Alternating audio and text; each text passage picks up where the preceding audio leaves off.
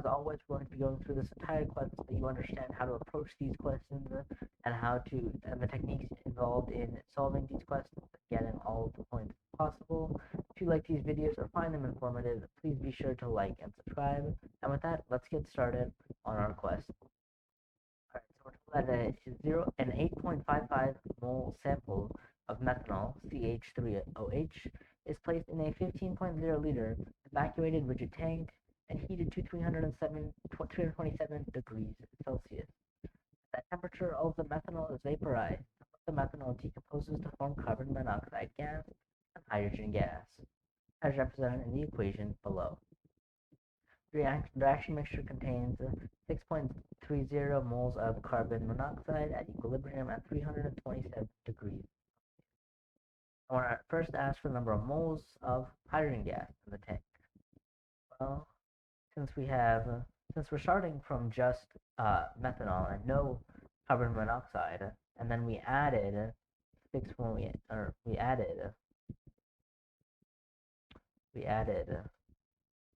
our 6.30 moles of carbon monoxide.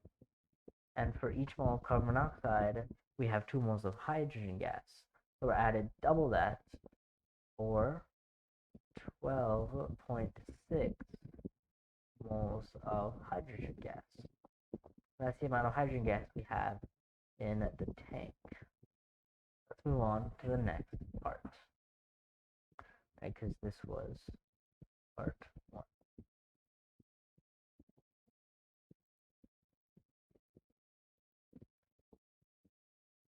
Alright, calculate the number of grams of methanol remaining in the tank.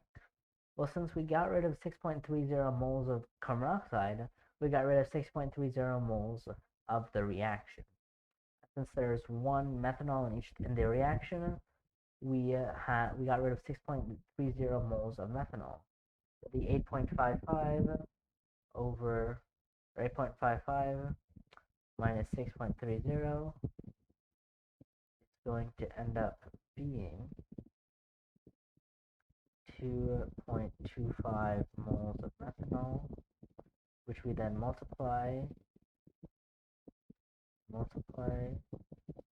by the molar mass of methanol. So the molar mass of methanol is going to be the 12.01 plus 4 times the hydrogen gas, which is 1.08, plus oxygen, which is 16. That's going to be 32.042. So times 32.042, and that's going to equal 72.1 grams. 72.1 grams. That is our answer for how much methanol is remaining in the container. Let's move on to the next part. Alright, part A, part 3, and here it is. Calculate the mole fraction of H2 gas in the tank.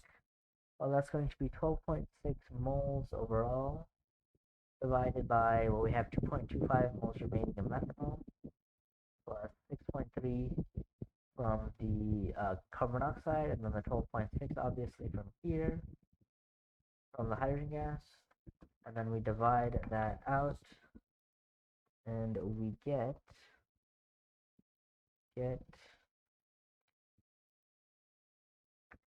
0.596 as our mole fraction of hydrogen gas in the tank.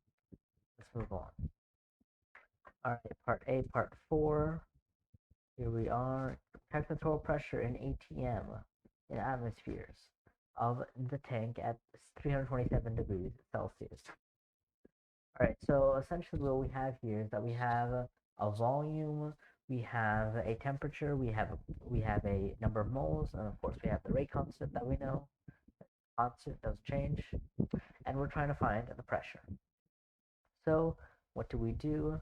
Well, we have PV equals nRT, Herbert equation, or that P equals nRT over V, So that's going to be, let's see,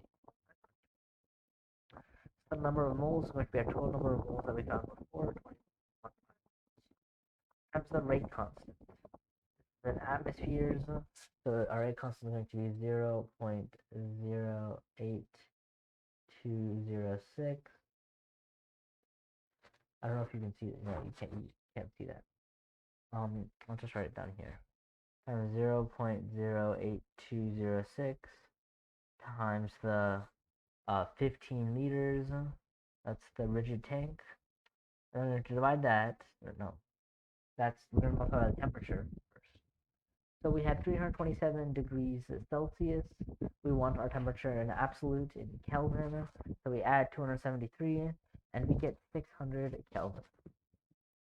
Okay. There's a reason that they gave us these. Let me divide by the 15. And what does that give us? Well, if we do that whole thing, but we get pressure to be, we get the pressure to be 69.4 ATM atmospheres. 69.4 atmospheres is going to be our pressure, total pressure in atmospheres in the tank at 327 degrees Celsius. Let's move on to the next part. All right, now we have part B, part one of part B, which is how do the average kinetic energies of the molecules of gases compare?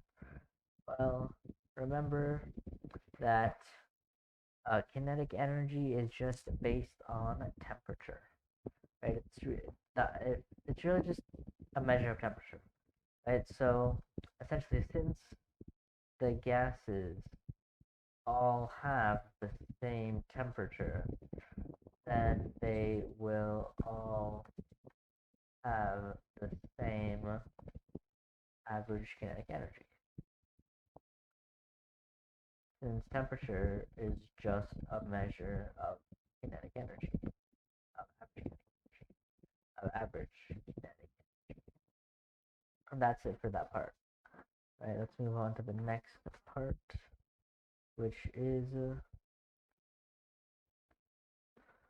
which gas has the highest average molecular speed? Well, let's see. So, since kinetic energy is inversely reversed.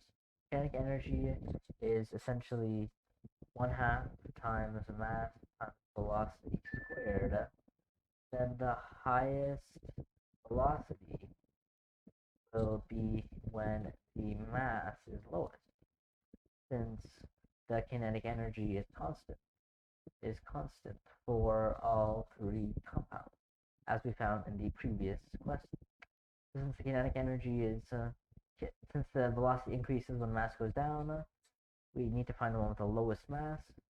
Hydrogen gas has the lowest mass, so it will have the highest average molecular velocity. So our answer is just going to be hydrogen gas. That is our answer. And now let's move on to part C of this quest. All right, part C. Here we are. The tank is cooled to 25 degrees Celsius, which is well below the boiling point of methanol. So essentially, we basically gotten it down to a liquid. It's found that small amounts of hydrogen gas and carbon monoxide gas have dissolved in the liquid methanol. Which of the two gases would you expect to be more soluble in methanol at 25 degrees Celsius? All right, so this is a big question. Let's break it down. Think about how we're going to approach this question, what we're going to do with this question.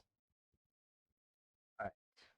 So, how does solubility get determined, right? How do we know which one is more soluble? Well, solubility is determined on the intermolecular forces. right? The stronger the intermolecular forces between a solute and a solvent, the more soluble it'll be because there'll be more force pushing them together, right? And that'll be more likely to dissociate them. So we need to find the IMF, the intermolecular forces between the solute and the solvent, right? So hydrogen gas is nonpolar, so it has what? Well, methanol is polar, right? Because it has that oxygen, and it does have hydrogen bonds, right? Which means what? So the H2 is going to be simply, it's nonpolar, right? Neither of the molecules have any kind of polarity whatsoever, so it has only London dispersion forces, LDFs, with the methanol solvent. All right. Now we have carbon monoxide.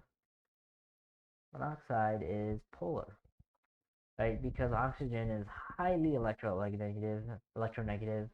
Carbon is a lot less electronegative. So carbon monoxide is going to be polar. So it has hydrogen bonding, right? Because it has the O. The oxygen, hydrogen, and carbon monoxide is going to hydrogen bond with the polarized hydrogen in the methanol, right? Hydrogen bonding, it has dipole-dipole forces since they're both polar, and LDF with the methanol.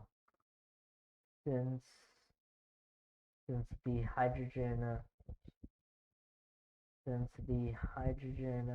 bonds and dipole forces are stronger than LDF, then carbon monoxide has a stronger IMFs in methanol than hydrogen gas.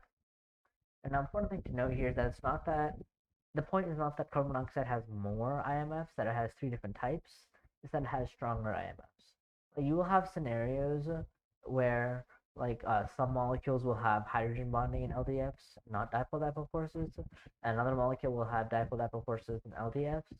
And there, your idea is not like, well, which one has more, right? Because there it kind of breaks down. The idea here is which one is stronger, and we know that hydrogen bonds are generally stronger, so our answer would be hydrogen bonds there. Think about the strength of the IMF, the intermolecular forces, rather than the number of intermolecular forces themselves. So the hydrogen bonds and dipole-dipole forces are stronger than LDFs. Carbon monoxide has stronger IMFs in methanol than hydrogen gas. So carbon monoxide is more strongly pulled towards the methanol, and then will dissociate. So carbon monoxide is more soluble in methanol than hydrogen gas. That is our answer. That is it for this question. I hope you enjoyed the video, found it informative. I hope you learned something. And be sure to stay tuned when we continue looking at more AP Chemistry FRQs. I'll see you then.